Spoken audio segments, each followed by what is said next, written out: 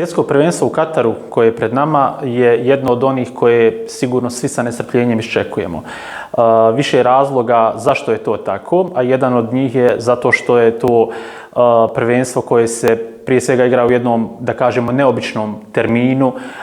Prvi put se igra na nekom prelazu između jeseni i zime, barem kada je Europa u pitanju. Igra se u jednoj državi, dakle u Kataru, koji je prethodnih godina jako mnogo uložio sredstava, energije da se ta priča do kraja iznese.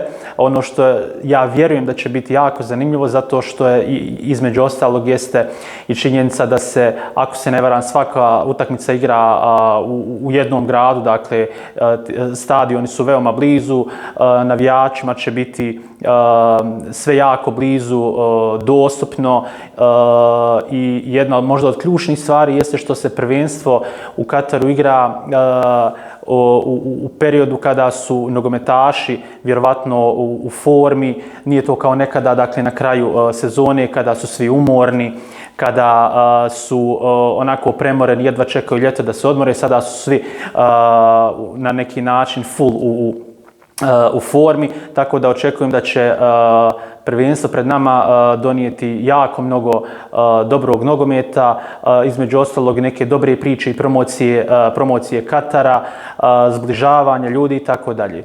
Meni kao novinaru i kao Bosancu i Hercegovcu jeste naravno žao što Bosna i Hercegovina neće tu učestvovati, ali mi ćemo se svakako kao medijska kuća potruditi da maksimalno pokrijemo sve što možemo sa svjetskog prvenstva u Kataru, da donesemo ne samo one sportske priče, nego i neke druge priče iz te države.